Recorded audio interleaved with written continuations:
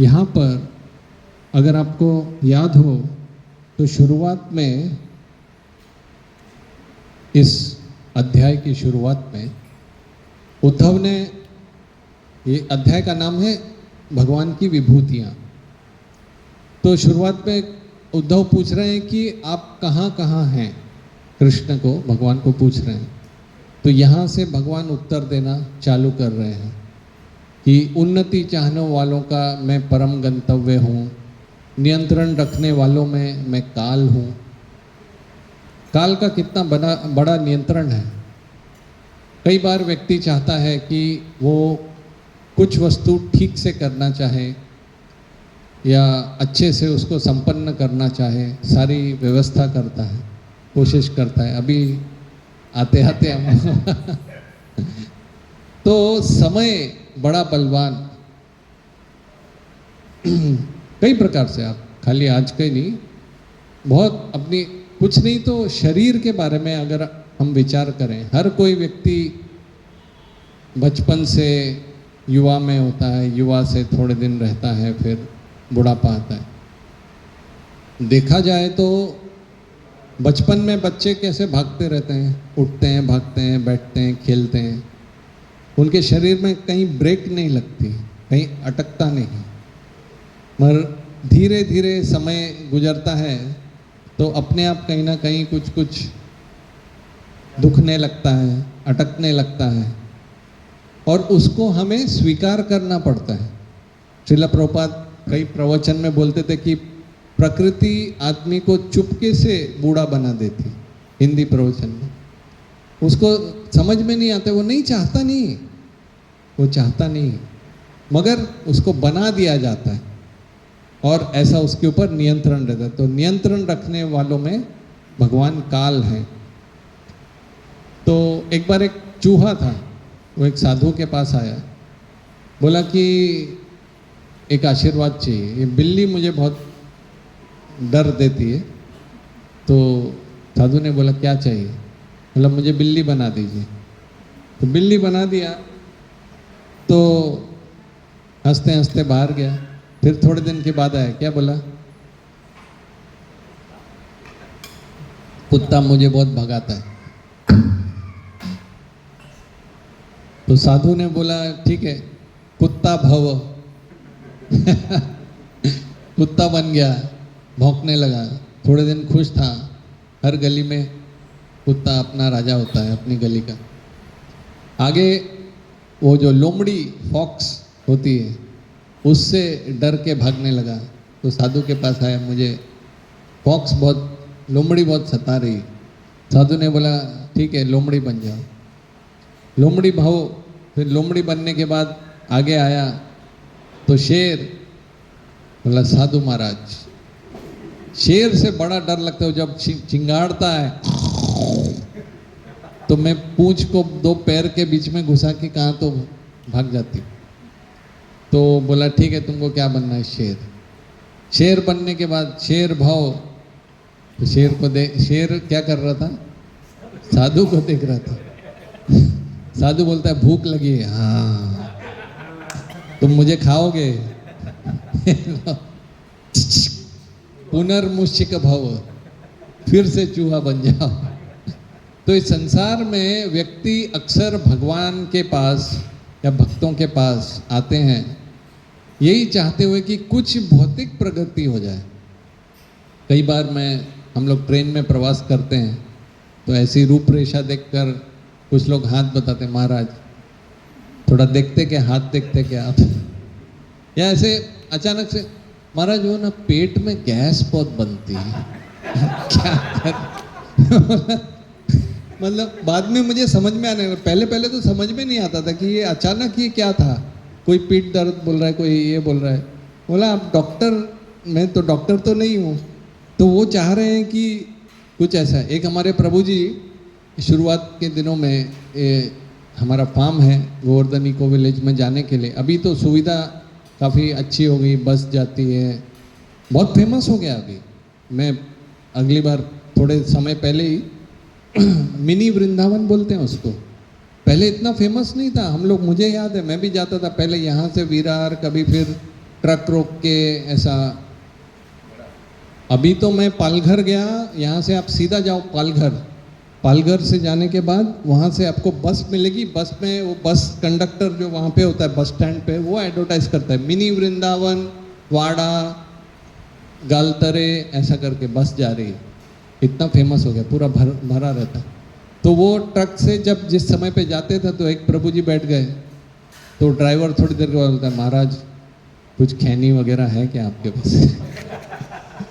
तो बोले हम तो नहीं रखते ये सब। महाराज दे दो ना, कुछ होगा आपके। और सही में, क्योंकि कुछ कुछ जैसे अभी हम तो यहाँ पर क्या है, शुद्ध, हमको शुद्ध वो मिल गया है, फणस, जैसे पका हुआ फणस आपने देखा होगा पीला, अभी सीजन भी है, तो वो कोई आपको प्लेट में दे, साथ में थोड़ा सा काजू बादाम डाल के, ड्राई फ्रूट डाल के, तो हमको कभी किसी ने देखा नहीं हो ओरिजिनल फणस, तो उसको उसका वैल्यू नहीं समझ में आएगा, क्योंकि कितनी मेहनत, उसको काटो, उसका चिपक चिपक उसके कांटे, पेड़ में कीड़े चींटी चढ़ रही है, बाहर ऐसे ही रहता है। मुझे याद है एक बार, ये सब आपको कुंभ मेला, जो मेला होता है, मैं एक बार नासिक के कुंभ मेले में गया था। नासिक में कुंभ मेला लगा था। अब मैं बोलना नहीं, राम मंदिर वहाँ पे है, काला राम मंदिर, तो वहाँ पे परिसर है, तो परिसर में सब बड़े बड़े साधु दिग्गज दाढ़ी और जटाजूट लगा के पहने रहते थे।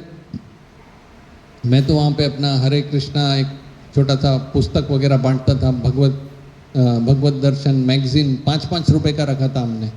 बड़ा मुश्किल हो गया था, 5-5 रात में हमारे पास ऐसा गोनी भर के 5-5 रुपए के सिक्के कलेक्ट हो जाते थे। उसको गिनने के लिए हम ऐसे, मतलब एक एक नहीं गिनते थे, उसकी हाइट ऐसे 5 रखते थे और फुटपट्टी रखते थे, ये 5 मतलब इतने, तो ऐसे, तो उससे वो गिनने का तरीका। तो वहाँ पे मैं बांट रहा था, बहुत धुआं निकल रहा था।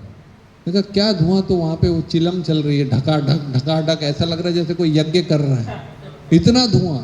और वहाँ पे कुछ गांव से लोग आते, मतलब जो गांव के ऐसे लोग हैं, यही महाराष्ट्र के, तो उनको नोटों के बंडल दे रहे, थोड़ा हमको भी जरा ये दे दो, एक फूकने के लिए। वहाँ बैठे वो भी फूक रहे, वो साधु महाराज भी फूक रहे। तो होता होगा, तो जो ये ट्रक वाले, तो कोई लोग आशीर्वाद के लिए हाथ दिखाते हैं, कोई हेल्थ के लिए आते हैं, कोई लोग ये सब के लिए आते हैं, मटेरियल, शुद्ध माल, तगड़ा माल होगा महाराज के पास, जड़ी बूटी बोलते हैं वो लोग। एक बार मैं मेस में अपना ये रहता था, तो बोलते हैं आपको मालूम है, आपको लेते कि नहीं जड़ी बूटी? मैं बोला कौन सी जड़ी बूटी? वही थोड़ा खैनी। बोला खैनी, ये जड़ी बूटी में कहाँ से आ गई? बोला अरे लक्ष्मण जब बेहोश हुए थे तो हनुमान जी कौन सी लेके आए थे? वो यही तो थी, ये सूंघा ही उनको, जैसे सूंघा ही तुरंत झटका लग गया, करंट। तो क्या कहानी बनाते लोग, पूरा जस्टिफाई कर देते। तो भगवान को पास आने के लिए कई प्रकार के लोग आते हैं। जैसे एक व्यक्ति था, नया उसका जॉब लगने वाला था, तो उसने पता कर लिया कौन इंटरव्यू लेने बैठता है। तो एक दिन तिलक लगाने लगा, वैसे तो नास्तिक था। तो लोगों ने बोला आज तिलक कैसे लगा लिया? बोला वो जो इंटरव्यू वाला है वो भी तिलक लगा के आया है, समझा करो बात को। तो मुझे भी तिलक लगाने से अगर जॉब मिलती है तो क्या है, नास्तिक तो नास्तिक, ऐसा। दूसरा तो ये इच्छा, तीव्र इच्छा की वजह से अपनी भगवान के पास लोग आते हैं, ये एक कारण हो। दूसरा है भय। किसी ने अस्पताल बनाया नया बड़ा, डेंटल क्लिनिक खोला, और वैसे तो पूरे जीवन भर नास्तिक ही था, और कुछ सत्यनारायण पूजा कर रहा है, नारियल फोड़ रहा है, स्वाहा कर रहा है। लोगों ने पूछा, मित्रों ने, क्या आज अचानक इतनी भक्ति? बोला अगर 5,000 रुपया खर्चा करके भगवान थोड़े संतुष्ट हो जाते तो मेरा 2 करोड़ लगा क्लिनिक बनाने में, चलना चाहिए। क्या पता कल को शायद भगवान हो, कुपित हो जाए, धंधा नहीं चले तो एक होता है इच्छा, दूसरा होता है डर, भय से लोग आते हैं। तीसरा है सामाजिक दबाव। जैसे एक बार कई लोगों ने साधु को बुलाया प्रवचन करने के लिए। तो साधु ने पूछा, आप में से कितने लोग भगवान में विश्वास करते हैं? तो सबने हाथ उठा दिया। सबने उठा दिया तो साधु ने बोला जब सब भगवान में विश्वास करते ही है तो फिर मेरी क्या ज़रूरत है, मैं जाता हूँ। तो बोले नहीं नहीं, ये अलग साधु लग रहे हैं क्या, वापस वापस, अरे आ जाइए थोड़ा कुछ बता दीजिए, 2 शब्द। बोले आप में से कितने लोग भगवान में विश्वास करते हैं? किसी ने नहीं उठाया। बोला सब तो नास्तिक ही है, कुछ किसको बता के क्या फायदा, सब तो नास्तिक ही है। अरे मैं जा रहा हूँ। अरे अरे साधु महाराज इधर आ। उन्होंने बोला आप में से कितने लोग भगवान में विश्वास करते हैं? तो अभी क्या किया उन्होंने? आधे लोग ने उठा दिया, आधे लोग ऐसे बैठे रहे। तो साधु भी होशियार था, उसने बोला देखो जितने लोग को विश्वास है, जिनको नहीं है उनको सिखा दो, मैं जा रहा। तो ऐसा, तो समाज के दबाव में आकर कई लोग ये लोग करते हैं, ये करते हैं, वो हमारे घर की प्रथा है, सब लोग मानते हैं तो हम भी करते हैं। तो ये एक प्रकार से देखा जाए तो भगवान इस श्लोक में क्या बता रहे हैं कि मैं सामर्थ्य हूँ, मैं काल हूँ, मैं शक्ति हूँ, मैं गुणों से परे हूँ। तो इतना शास्त्र हम सुनते हैं, पढ़ते हैं, समझते हैं, फिर भी भगवान को समझ पाना कितना कठिन होता है। उसके कारण क्या है? तो श्रील प्रभुपाद बताते थे जैसे शहद की बोतल होती है, कांच की बोतल, कभी कभी उस पर मधुमक्खी का चिन्ह भी बना होता है, मकरंद लिखा होता है। मगर उस कांच की शहद की बोतल को बाहर से खाली चाटते रहने से मीठा नहीं लगता, उसको खोलना पड़ता है, फिर उसका शहद का स्वाद आता है। तो उसी प्रकार से ये जो भागवत और भगवान के बारे में जो ज्ञान है वो केवल मशीन के जैसा, हम लोग जैसे मशीन बजाना और खुद मृदंग, करताल, हारमोनियम बजाना, उसमें फ़र्क है ना, क्योंकि इसमें मेहनत लगता है। कई आप इसमें जाएंगे तो अलग अलग प्रकार से खाली मशीन लगा देते हैं। एक बार मैं वो वृंदावन का उदाहरण देता हूँ ना, आप उसमें जाएंगे गोवर्धन परिक्रमा में, तो जैसे शुरुआत में नहीं, आधे में भी नहीं, 3/4 पे जब आपके घुटनों में दर्द होने लगेगा तो वहाँ पे आ जाएगा शीतल पेन बाम। ये बाम अगर आपके घर में है तो घुटने का दर्द, बदन दर्द, कमर का दर्द, सिर में दर्द, सर्दी, जुकाम, जो भी कोई तकलीफ है, ऐसा समझ लीजिए एक छोटा मोटा डॉक्टर ही आपके घर में मौजूद है। और थोड़ा आगे जाएंगे तो ये दूसरे और भी वो ऐसी झोपड़ी रहती है, वहाँ खाली भोंपू बाहर निकला रहता है, काले घोड़े के नाल की अंगूठी, ये हमारे गुरु महाराज ने इसको बनाया है। कोई भी कोर्ट कचहरी की तकलीफ, प्रेम प्रकरण, नौकरी, विवाह में कोई तकलीफ, बच्चों की पढ़ाई, विदेश यात्रा, कोर्ट केस, तबीयत में कोई खराबी और जादू टोना, वशीकरण, ये सब से बचना है तो ये काले घोड़े के नाल की अंगूठी लीजिए। हमारे गुरु ने मंत्र मार के दिए, 10 रुपये, 10 रुपये, 10 रुपये, 10 रुपये। और वो आदमी तो सोता ही रहता है, अंदर खाली वो उसने स्पीकर चला के रखा है, वो भी नहीं बोल रहा, उसको वो खुद ही नहीं अंगूठी पहन के उसका कुछ हुआ, वो सोता रहता है। तो हमारा भी मंत्र ऐसा नहीं होना चाहिए खाली हरे कृष्णा हरे कृष्णा हरे कृष्णा हरे कृष्णा, उसके बारे में बताऊंगा। तो सबसे पहला ज्ञान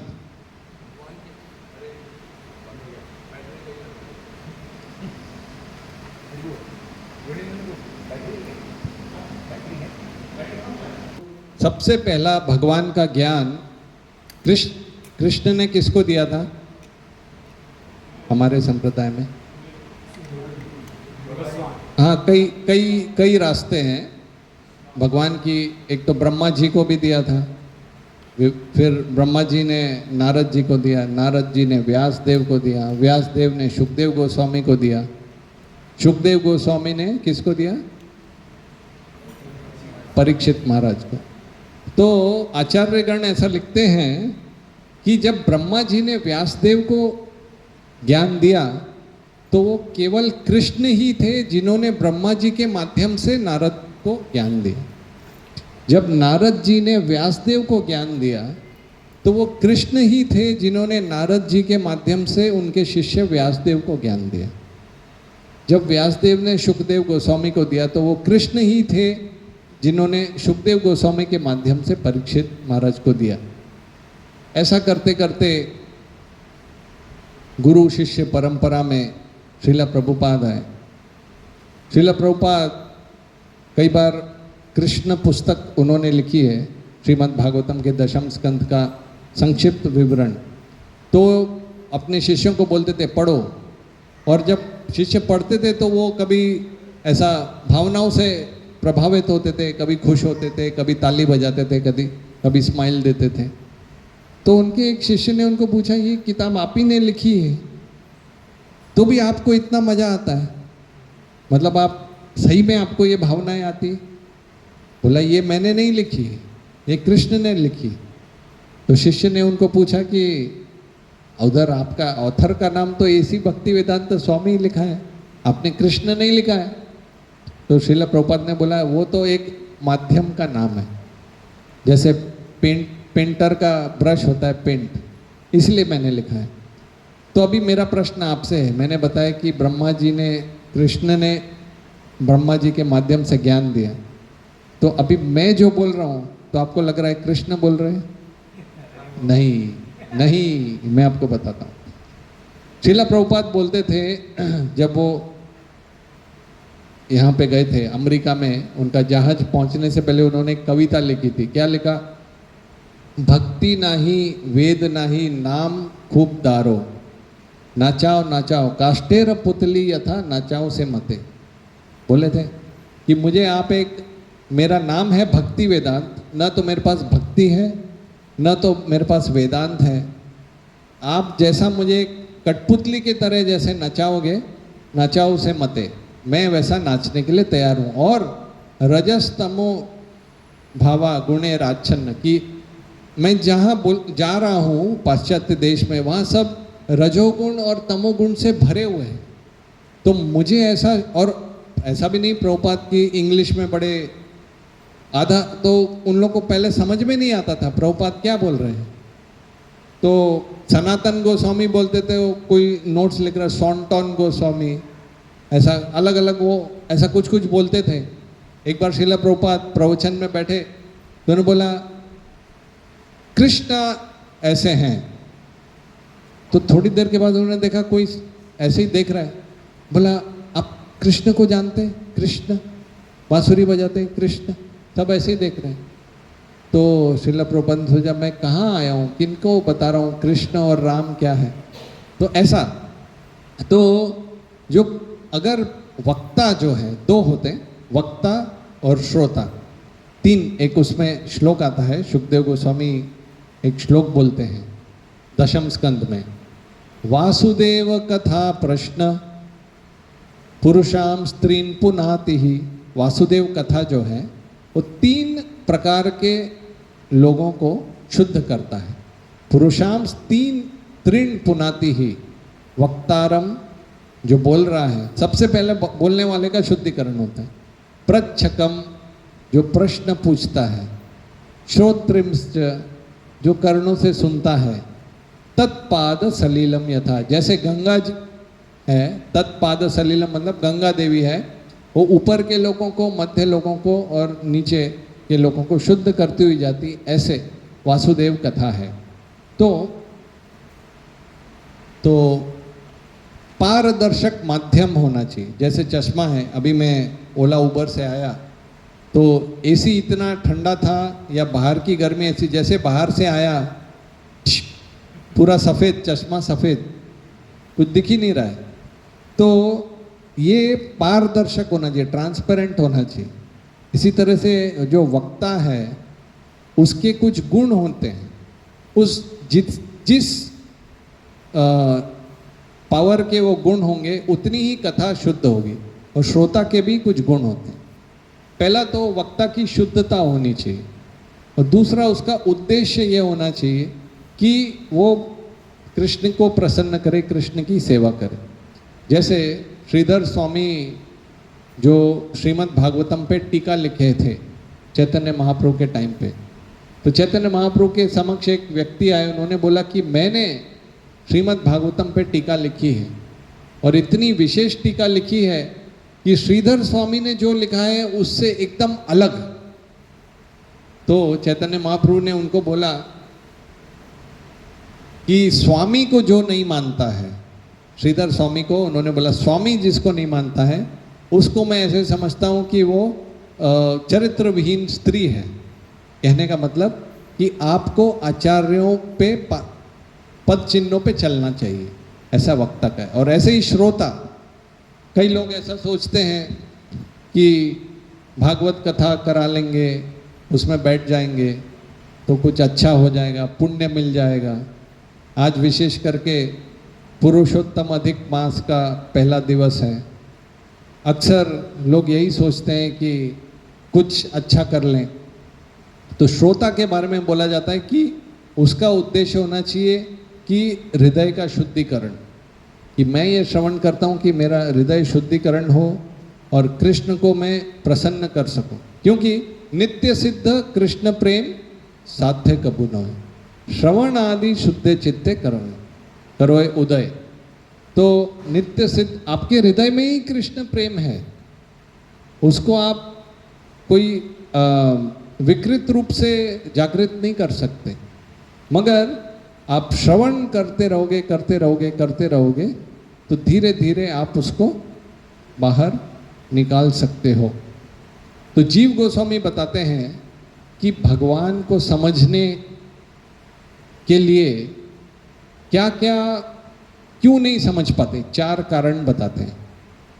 पहला एक गुण बोलते हैं भगवान का, वो है सर्वातीत। सर्वातीत मतलब कि जो हमारी इंद्रियां हैं, ये जो चक्षु है इसको चर्म चक्षु बोलते हैं, चमड़ी से बने हुए चक्षु हैं, इससे भगवान परे हैं। कई लोग बोलते हैं आपने भगवान को देखा है? टैक्सी में मैं जा रहा था तो मुझे टैक्सी वाला पूछा आपने भगवान को देखा है? मैंने बोला नहीं देखा। तो फिर उसने पूछा अच्छा आपने ऐसा कोई व्यक्ति देखा है जिसके पेट में से कमल निकला और उस कमल में कोई पैदा हो गया? मैं बोला नहीं देखा। तो उत्तर ऐसा दे सकते हैं कि भगवान तो परमात्मा है ना, हमने आत्मा को देखा है? किसी ने यहाँ किसी आत्मा को देखा है? भूत नहीं बोल रहा हूं आत्मा को देखा है? हमने अपने आप को देखा है? आईने में हम देखते हैं, हमने खुद को नहीं देखा। भगवान तो आत्मा को नहीं देखा, परमात्मा तो कितनी लंबी बात हो गई। परम आत्मा, हमने गाड़ी को देखा, बढ़िया मर्सिडीज गाड़ी है या खटारी गाड़ी है, गाड़ी को देखा है। ड्राइवर जो हम सोचते हैं ये मैं हूँ, रोज आईने को मैं देख के हाँ शुद्ध वैष्णव, कितना अच्छा तिलक लगा, ऐसा। तो ऐसा हमने खुद को ही नहीं देखा। तो इसीलिए भगवान का नाम है सर्वातीत। दूसरा उनका एक गुण है, ये जीव गोस्वामी बताते हैं, सर्व आश्रय। सर्व आश्रय मतलब जैसे कभी कोई ये जो औदुंबर का पेड़ होता है उसमें से बहुत सारे गोल गोल अंजीर जैसे फल गिरते हैं, वो उसको फोड़ोगे तो उसके अंदर बहुत सारे कीड़े रहते हैं। वो कीड़े को कैसे पता चलेगा कि मैं इस फ्रूट के अंदर का कीड़ा हूँ? वो फल जो है इस पेड़ में लगा हुआ है और ये पेड़ इतने बड़े एक मंदिर के इसमें है। दूसरा उदाहरण, या जैसे हमारे पेट के अंदर कोई, जैसे प्रभु जी के पेट में कुछ कीड़ा है समझ लो, वो कीड़े को क्या समझ में आएगा कि मैं राधा रमन प्रिया करके ये हैं और वो जपा करते हैं और वो सत्संग में आते हैं? उसको तो खाली लाल ही लाल दिखेगा। मैं तो जो मज़ा आता है फ्रूट जूस आते रहता है मैं खाते रहता हूँ, कीड़े को नहीं समझ आएगा। तो इसी तरह से हम इस ब्रह्मांड के अंदर हैं, भगवान ब्रह्मांड के पार हैं और वो हमारे पालन करता है, पोषण करता है, तो हमको दिखते नहीं ऐसा। दूसरा, पहला क्या बोला? सर्वातीत। दूसरा है सर्वाश्रय। तीसरा भगवान का गुण है सर्व अचिंत्य। सर्व अचिंत्य मतलब जल्दी समझ में नहीं आते। अनोर अनियान महतो महियान, छोटे से छोटे हैं, बड़े से बड़े हैं, आत्मा के भी अंदर वो परमात्मा के रूप में स्थित हैं। आत्मा की आत्मा। ईशोपनिषद में एक श्लोक आता है, तद्दे जति तन्ने जति तद्दूरे तदंतिके तदंतरस्य सर्वस्य, वो चलते भी हैं नहीं भी चलते हैं, वो अंदर भी हैं बाहर भी हैं। महाराज कुछ आप ठीक ठीक बोलो, आप पगला तो नहीं गए हो, जो भी कुछ भी बोल रहे हो, चलते हैं नहीं चलते हैं, वो अंदर भी हैं, कुछ एक तो बताओ। नहीं, वो श्लोक ही ऐसा है कि भगवान इतो नरसिंहा बहिर नरसिंहा हृदय नरसिंहा। तो भगवान जो हैं ये अचिंत्य हैं, समझ में नहीं आते। इसीलिए ऐसा बताते हैं हमारा जो मस्तिष्क होता है वो तकरीबन 450 ग्राम का होता है, किसी का 50 ग्राम कम, किसी का ज़्यादा, ऐसा। तो ये इतना जो आधा किलो का मस्तिष्क है, इसमें से हम भगवान को नहीं समझ सकते। जिस दिन हम ये स्वीकार कर लें कि हमारी पूरी बुद्धि और क्षमता से हम भगवान को नहीं समझ सकते, तो ये समझ जाएंगे कि भगवान महान है और नम्र हो जाएंगे। जैसे कोई बोले कल ना भगवान मेरे सपने में आए थे। अच्छा, क्या बोले? बोले बीच बीच में बीड़ी पी लेना। तो वो भगवान नहीं थे, वो हमारा मन का भूत था। जैसे श्रील प्रभुपाद को कभी कोई एक माता जी आई, बोली श्रील प्रभुपाद मैं जब जप करती हूँ ना तो मुझे एक लाल लाइट दिखती है। तो उसने सोचा कि मैं कुछ बहुत विशेष कुछ बता रही हूँ, प्रभुपाद खुश हो जाएंगे। प्रभुपाद ने बोला जप करते रहो, वो लाल लाइट बंद हो जाएगी। वो लाल लाइट बंद हो जाएगी। तो ये सब माया है। और तो इस तरह से कई लोग अलग अलग बोलते हैं। कई लोग ये भक्त लोग बोलते हैं कृष्ण सपने में आए थे। अच्छा, क्या बोले? वो बांसुरी भी बजा रहे थे, नाच के भी दिखाया, बोले ऐसा करो ऐसा करो। तो और एक भक्त ने प्रभुपाद को बोला, वो बोल रहे थे ड्रग्स लो, बोले वो कृष्ण नहीं थे, वो माया थी। क्यों? क्योंकि कृष्ण ये इस संसार से परे है। ड्रग्स या कोई भी चीज़ की जो भौतिक वस्तु है वो इस संसार में 24 तत्वों से बना हुआ है। जल, अग्नि, वायु, अग्नि, आकाश, खम, इन सब चीज़ों से बनी हुई वस्तु जो इस चीज़ों से परे है, उसको समझने में काम में नहीं आ सकती। तो ऐसा, तो पहला हो गया सर्वातीत, दूसरा हो गया सर्वाश्रय, तीसरा हो गया सर्व अचिंत्य, और चौथा और आखिरी है सर्व आश्चर्य। भगवान का नाम, भगवान का रूप, भगवान का गुण, भगवान की लीला। भगवान का नाम, जैसे हमारा कुछ नाम है तो हम और हमारे नाम से हम अलग हैं। जैसे मैं टकला बैठा हूँ मगर कोई उसको नाम बोलेगा सुकेश, या कोई आँख से अंधा है उसका नाम हो सकता है नयन सुख। तो नाम अलग, व्यक्ति अलग, पर भगवान का नाम और नामी अभिन्नत्वम नाम नामिनो, ऐसा। और इसी तरह से भगवान का रूप, जब भगवान ने मिट्टी खाई तो यशोदा मैया ने बोला मिट्टी खाई, मुंह खोल के दिखाओ। मुंह खोला तो पूरे ब्रह्मांड दिखे। तो रिस्पेक्ट में आ गई कि भगवान, ये भगवान है, मैं इनको अपना बच्चा समझती हूँ। तो भगवान ने मुंह बंद कर लिया, स्माइल दी। जैसे स्माइल दी तो फिर मोहित हो गई, बोला ये तो मेरा लल्ला है, इसको मैं दूध नहीं पिलाऊंगी तो ये भूखा हो जाएगा। बिजली चमकती तो ये डरता है, और बड़ी गाय आ जाती तो डर जाता है। तो इस तरह से वो तो ब्रह्मा भगवान का रूप देख के भ्रमित हो जाते हैं। अब मैंने साबित कर दिया कि हम बड़े ही लिमिटेड हैं और भगवान को समझ नहीं सकते।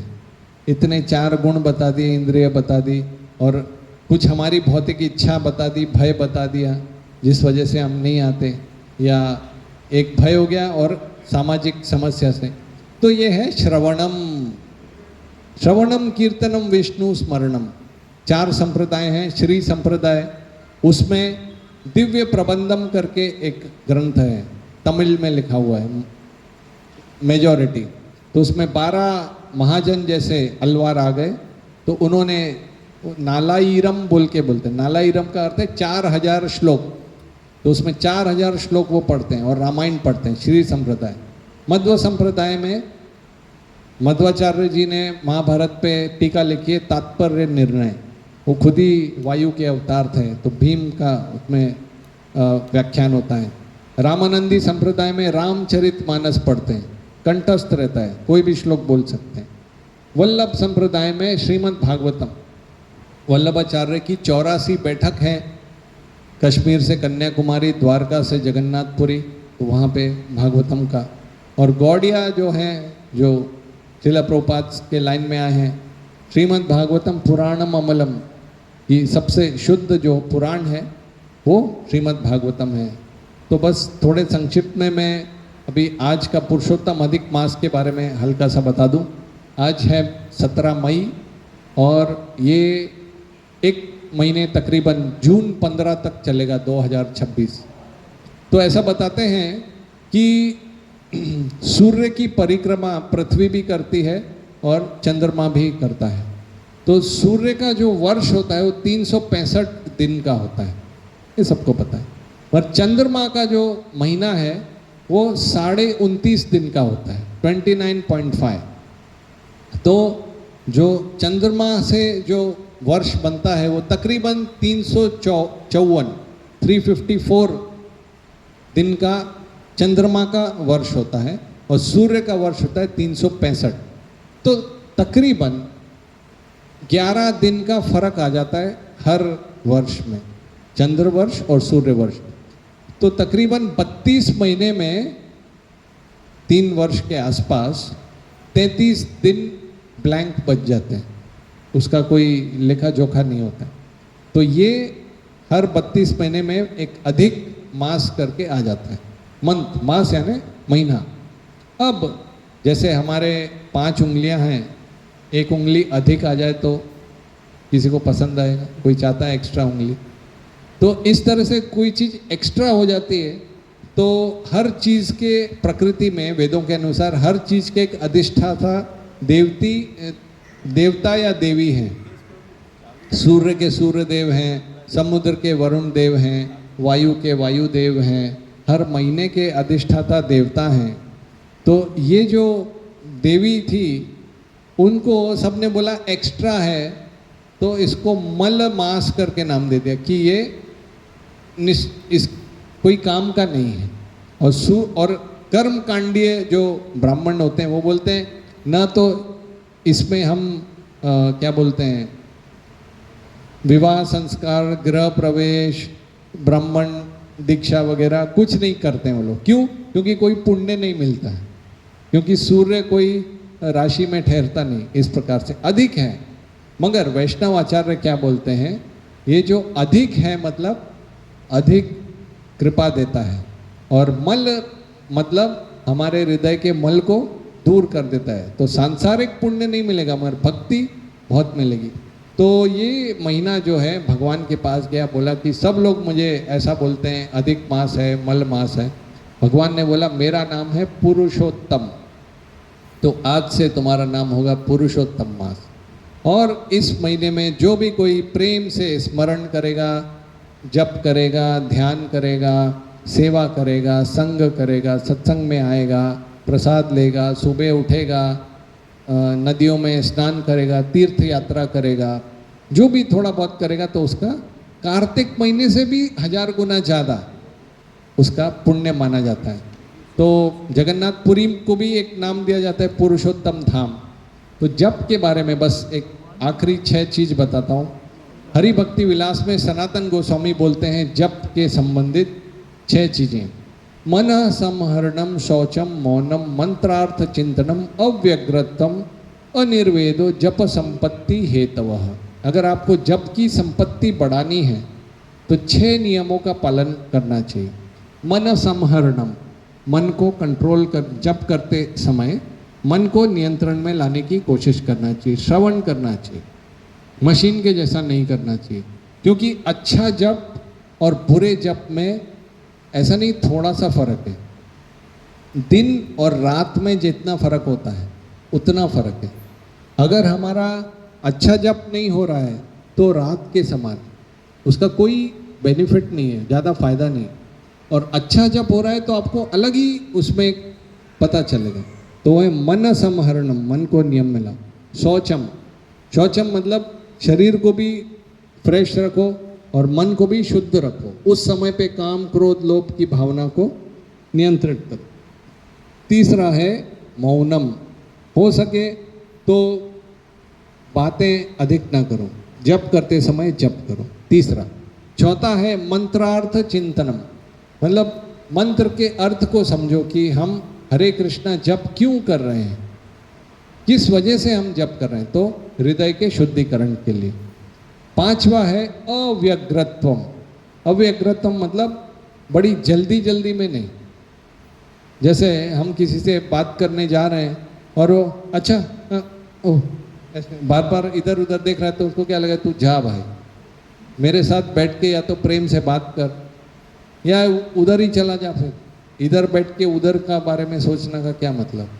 तो भगवान के साथ भी ऐसा ही है, हम ये सोचें हरे कृष्णा हरे कृष्णा कृष्ण कृष्ण हरे हरे हरे कृष्णा हरे कृष्णा हरे कृष्णा हरे, तो भगवान बोलेंगे बड़ा भक्त को बड़ी तकलीफ हो रही है, मैं जाता हूँ, टाटा बाय बाय, तुम शांति से सो जाओ।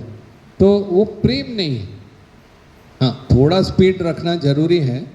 मैं उसको ऐसे समझता हूँ जैसे हमारी वो लोकल ट्रेन जब स्पीड पकड़ती तो कैसा एक थोड़ा सा खिंचाव जैसा आता है, मतलब धक्का लगता है। तो वैसे ही जब आप जप कर रहे हैं तो आपके मन को एक खिंचाव जैसा ना, या जैसे पतंग किसी ने अगर उड़ाई हो, पतंग उड़ाई है किसी ने, तो पतंग उड़ाते समय एक उसमें डोरी में आपको खिंचाव जैसा आता है। तो मन को खींच के जब आप रखेंगे या एक्सीलेटर दबा के रखेंगे गाड़ी का, तो वैसा आपको एक संघर्ष महसूस होना चाहिए कि मैं मन को पकड़ के रख रहा हूँ, ऐसा नहीं कि मन जा रहा है। तो उसमें वो प्रेम है। और आखिरी है अनिर्वेदो, ये पूरे पांचों करने के बाद भी आपको जब ऐसा लगे कड़वी साफी की कड़वी करेले का जूस अगर लग रहा हो, तो आप हताश नहीं होना, डिस्करेज नहीं होना। समय लग रहा है तो भी प्रेम से जितना हो सके भगवान की खुशी के लिए जप करना। तो इसी के साथ हम अपनी वाणी को विराम देंगे। आज टैक्सी ने कमाल दिखा दिया, मगर हमारा समय से हो गया है। हरे कृष्णा कृष्णा कृष्णा हरे हरे, हरे राम राम राम हरे हरे। श्रील प्रभुपाद की, समवेत भक्त वृंद की, निताई गौर।